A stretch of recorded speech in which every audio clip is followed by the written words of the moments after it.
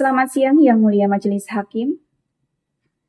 Perkenankan kami selaku penasihat hukum terdakwa Ayam bin Supriyanto untuk menyampaikan pembelaan secara lisan dalam perkara ini.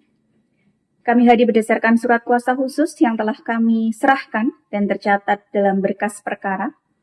Yang Mulia, sejak awal persidangan hingga hari ini terdakwa tidak pernah mencoba berkelit atau menyangkal atas perbuatannya. Ia mengakui telah menusuk korban dan menyesali akibat yang ditimbulkan. Sikap kooperatif ini menunjukkan bahwa terdakwa menghormati proses hukum dan bukan pelaku yang sulit diarahkan. Namun demikian, berdasarkan fakta persidangan, kami memohon agar majelis hakim menilai perkara ini secara objektif, proporsional, dan tidak melebihi batas kesalahan terdakwa. Yang Mulia, jaksa penuntut umum berasumsi seolah perbuatan terdakwa dilakukan secara terencana. Padahal tidak ada satupun fakta persidangan yang membuktikan adanya niat yang matang, persiapan alat ataupun skenario pembunuhan. Terjadi pertengkaran, emosi, dan ledakan sesaat, dan di dalam hukum pidana, emosi tidak dapat dipersamakan dengan rencana. Bahwa dalam doktrin hukum pidana dikenal asas Strafsonderschuld, tidak boleh ada pidana jika tidak ada kesalahan yang layak dipersalahkan. Kesalahan terdakwa murni pada tindakan spontan dan pertanggungjawabannya harus setara dengan pasal 338 KUHP, bukan dimaknai oleh terencana. Yang Mulia, terdakwa adalah seorang pemuda mahasiswa sedang pada fase pencarian jati diri.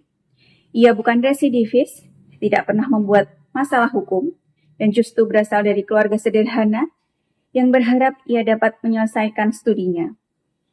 Tekanan ekonomi, kecemburuan sosial, dan lemahnya kontrol emosi menjadi faktor psikologis yang mendorong perbuatan ini terjadi tanpa kendali. Kami tidak sedang mencari pembenaran Yang Mulia, kami hanya meminta pertimbangan kemanusiaan. Hukum pidana tidak hanya berbicara tentang hukuman, tetapi juga tentang memperbaiki manusia. Jika seorang anak muda dijatuhi pidana yang terlalu berat, yang dipatahkan bukan hanya masa depan, tetapi juga kesempatan memperbaiki diri.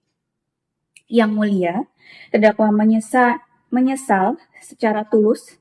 Ia menyampaikan permintaan maaf, bahkan bahwa di dalam tahanan ia menyatakan penyesalan mendalam kepada keluarga korban. Penyesalan ini merupakan modal penting bagi pembinaan. Karena itu kami memohon sikap bijaksana, adil, dan manusiawi dari Majelis Hakim Yang Mulia.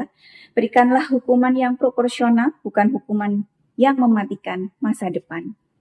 Letakkan pidana sebagai instrumen terakhir, ultimum remedium, bukan balas dendam. Oleh karena itu Yang Mulia, kami mohon agar majelis mempertimbangkan hal-hal yang meringankan dan menjatuhkan putusan yang seringan dengannya sesuai batasan pasal 338 KUHP.